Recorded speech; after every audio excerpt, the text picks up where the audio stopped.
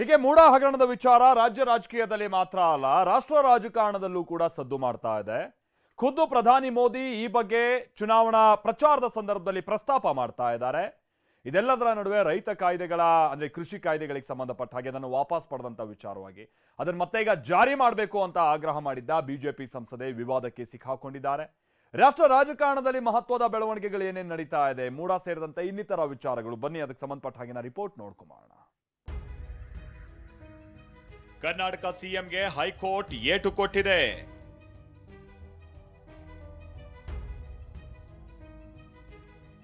ಸಿದ್ದರಾಮಯ್ಯ ವಿರುದ್ಧ ಹರಿಯಾಣದಲ್ಲಿ ಗುಡುಗಿದ ಮೋದಿ. तो कर्नाटक के मुख्यमंत्री हाईकोर्ट चले गए.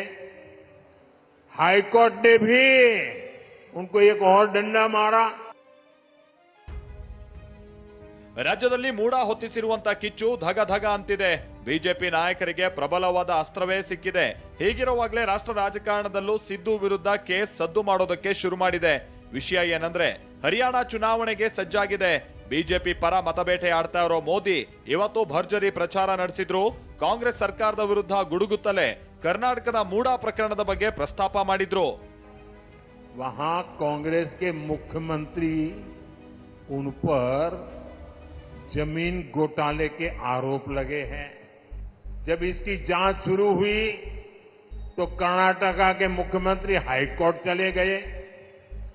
हाईकोर्ट ने भी उनको एक और डंडा मारा. ಜಮ್ಮು ಕಾಶ್ಮೀರದಲ್ಲಿ ಎರಡನೇ ಹಂತದ ಮತದಾನ ಪೂರ್ಣ. ಜಮ್ಮುವಿನಲ್ಲಿ ಭರ್ಜರಿ ಪ್ರಚಾರ ನಡೆಸಿದ ರಾಹುಲ್ ಗಾಂಧಿ. ಇನ್ನಿವತ್ತು ಜಮ್ಮು ಕಾಶ್ಮೀರದ 26 ವಿಧಾನಸಭಾ ಕ್ಷೇತ್ರಗಳಲ್ಲಿ ಶಾಂತಿಯುತವಾಗಿ ಮತದಾನ ನಡೆದಿದೆ. ಮತ್ತೊಂದು ಕಡೆ ವಿಪಕ್ಷ ನಾಯಕ ರಾಹುಲ್ ಗಾಂಧಿ ಭರ್ಜರಿ ಪ್ರಚಾರ ನಡೆಸಿದ್ರು. ಜಮ್ಮುವಿನಲ್ಲಿ ವೃತ್ತಿಪರರೊಂದಿಗೆ ಸಂವಾದ ನಡೆಸಿ ಸವಾಲುಗಳ ಬಗ್ಗೆ ಆಲಿಸಿದ್ರು.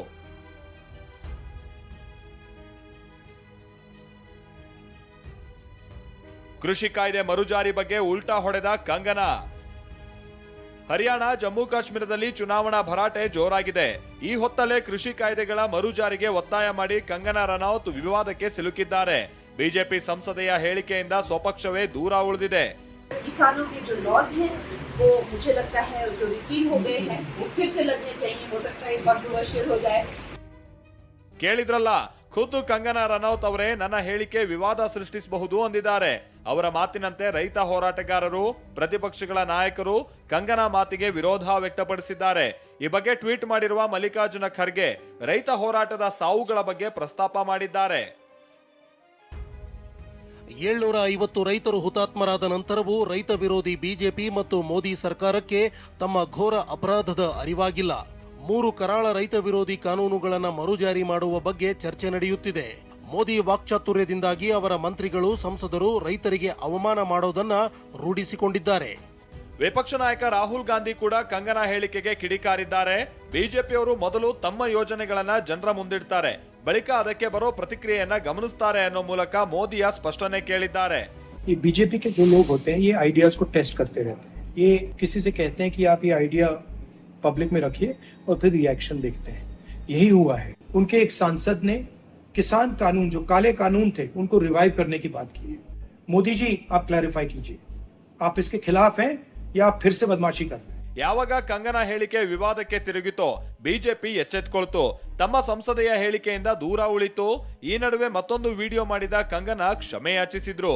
मुझे ये बात भी ध्यान रखनी होगी कि मैं अब एक कलाकार नहीं, भारतीय जनता पार्टी की कार्यकर्ता हूँ और मेरे ओपिनियंस अपने नहीं होने चाहिए, वो पार्टी का स्टैंड होना चाहिए. तो अगर मैंने अपने शब्दों से और अपनी सोच से किसी को डिसअपॉइंट किया है, मुझे खेद रहेगा. I take my words back. Congress BJP ಪಕ್ಷಗಳು ಚುನಾವಣೆ ಗೆಲ್ಲೋ ಲೆಕ್ಕಾಚಾರದಲ್ಲಿವೆ. ಈ ಮಧ್ಯೆ ನಾಯಕರ ಹೇಳಿಕೆಗಳು ಸ್ವಪಕ್ಷದ ನಾಯಕರಿಗೆ ನುಂಗಲಾರದ ತುಪ್ಪವಾದ್ರೆ ವಿಪಕ್ಷಗಳಿಗೆ ಆಹಾರವಾಗಿ ಸಿಗ್ತಾ ಇರೋದಂತೂ ಸುಳ್ಳಲ್ಲ. Bureau report, TV9.